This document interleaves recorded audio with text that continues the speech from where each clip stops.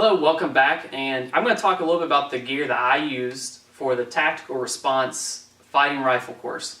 And let's just go and start right off with the rifle that I used. I used the DPMS AR-15, and I kept talking about the Optic. So the Optic, and I'll have a close-up of this, is, I'm not really sure how to pronounce it. It's either Rakers or Rakurs or something like that, however Russians pronounce it. It has the German post optic on it, and it was really nice. I got it from the Mosin Crate. So if you're into surplus firearms, if you go to the mosincrate.com, they do a lot of, well, obviously sell Mosin Nagants and other rifles, but he actually had this posted on his Facebook page one time, so I purchased it off him used, and I loved it. I had a little problem with it staying tight. We put some Loctite on it, and one of them stayed tight, the other did not. So after the first day, we went in and Loctited the second one, and the second day had no problems. Now, also on the AR-15, like I said, I just had the basic carry sling. That's just black strap right here. It just came with the rifle stock, and one of the things I will definitely be looking into purchasing very soon, probably tomorrow, is an actual legitimate sling. I'm just going to purchase it from my local gun store. Because, we said, it is very important to have a good sling for this course, because you literally carry your rifle the whole day, and you go from, was it 8 o'clock to 4 o'clock pretty much? Or later. Or later, yeah, so you have that rifle hanging on you almost the entire day. Yeah, see, this is an actual sling, but it's one that's meant for carrying the rifle over your shoulder versus carrying the rifle, you know, in the load ready or just actually using it. This is meant for more like, oh, I'm going to take it hunting and just hold it over my shoulder like this. Yeah. So, for hunting, good, or for going like that. For shooting, no. Yeah, and we didn't really talk about this too much. Obviously, this is a 2-point sling, and that's probably what I'll get, is a 2-point sling as well. And now, obviously, there are 1-point slings. There are also 3-point slings, and there's probably others out there as well. It really doesn't necessarily matter. It's kind of like a personal preference. Whichever one you want, you can work with. It doesn't matter as long as you get a 1-point sling or a 2-point sling. And it doesn't matter. Don't get 3-point slings. All right. Now, the other firearm that I used was my Smith & Wesson Shield. This is my concealed carry gun. As I said, I don't really have a full-size firearm at this time, and this worked perfect for this. We didn't do a ton of shooting. As I said, they told us to bring 250 rounds. I think we probably shot less than 50 rounds. I shot one box. Yeah, so less than 50 rounds. So even though they recommend 250, again, certain classes may shoot more, just depending on different. Or if you miss a lot, you'll shoot more. Yeah, definitely. If you miss more, you'll definitely shoot more. So this worked fine for me. I had no problems. I hit everything I was aiming at just fine. And the holster I used was just an outside the waistband holster. I had it on my belt and worked great, super comfortable. Had a great time with that. Now, the chest rig that I used, I actually borrowed from Josh. This is his 511 chest rig. So you want to talk a little bit about what all is on this chest rig? Yeah, this is a chest rig. I think it's one of the very first I bought years and years ago. But it's made by Viking Tactical, 511 for the 511. It's a great vest. Actually, when I was where was I? I think it was in South America, and I saw some of the officers there wearing these over top the armor, and they had them in their go closet. So a lot of people wear these. It's great. It's comfortable. It's got mesh on it. It breathes well. You know, you weren't overheating like you'll overheat in plate carriers because they trap heat next to your body and you're gonna sweat. But this lets you breathe. I just took some more 511 pouches and mounted to the front. I got some single over here, and I had some doubles on here. A dump pouch that, you know, Yeagers, you know, don't get dump pouches. You know, you're not supposed to put magazines in dump pouches. I can see pros and cons of that. I've taken mine off my belt. I'm not going to run it anymore because if I'm going to pick up a magazine pouch or a magazine, it's going to go back in the pouch if I have time to pick up a magazine.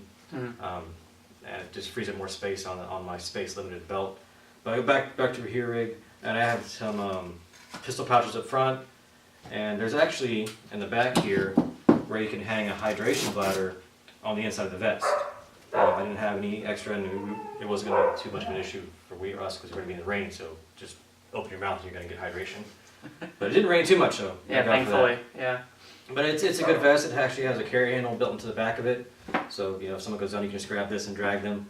You know, you might choke them on the vest, but you'll drag them out of there.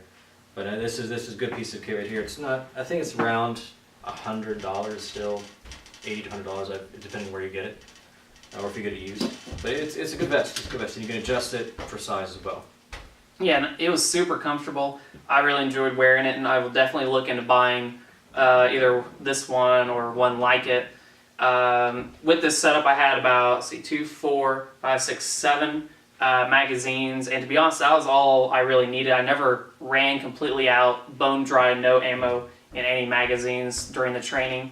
For a couple of the drills, see, one thing they always teach you is anytime you're getting ready to move or something, you always reload to a fresh magazine. So you will dump magazines with ammo in them. And this is actually why I kind of liked having the dump pouch. And I know he said not to use them because the thing is, if you have an empty mag, you don't want to pick it up. You want to leave it on the ground, don't worry about it. It's useless for the most part. You don't need it. But what I did was, after you reload, if it has ammo in it, you want to pick it back up. And for me anyway, especially not being used to handling this gear, I would just put those partially full mags into the dump pouch. So I had them with me, and then when I did eventually have all my mags were out of the pockets, I could just go in the dump pouch, pick one out, find the ammo, stick it in, and it worked perfect for me doing it like that and running it like that. That would work as long as you put empty mags in there. Yes, definitely don't put empty mags because you will get yelled at. And yeah, I had a great time with this setup. It worked great. Like I said, the only downside for me was the sling. It was just a little too small, so for a couple of the drills, I actually had to take the sling completely off and just had to hold the gun for the drills to manipulate it so I could run it properly. Alright, so I just want to do a quick little extra on the Optic in case some of you are interested in it. Again, this is a Russian Optic. In the description, I read about it on the website. I'll put a link down below if you're interested in getting some more info on it. This is actually used by some of the Russian Spetsnaz forces and Spec Ops as well, and so it's a very high quality one. I had a great time with it. I shot pretty daggone accurate with it. So I mean, obviously we sighted in I think to 100 yards or 50. I can't remember. It was either 50 or 100 yards, somewhere around there, and it shot great. I had no problems with it, like I said, other than I just had to make sure that these screws had some Loctite on them. Otherwise, just hand tightening, I could not get it to stay tight. So with a little Loctite, we had no issues at all with that, and I really liked it. What do you think, Josh? What surprised me was that this has no eye relief. It's like a red dot. It's got a post in it, kind of like an ACOG, but I can hold this rifle out here and see the post just fine. It's unlike the ACOG, that thing zooms into like a pinhole, you can't see it, but I can see the entire thing fine here, or right here, I can see the entire post fine.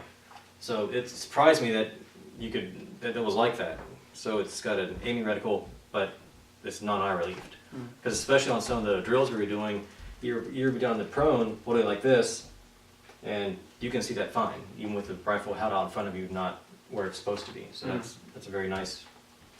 And one nice thing about it, unfortunately, we haven't had any experience yet in low light shooting situations yet. I'm hoping that we might try and do some of our own little experiences with some lower light shooting.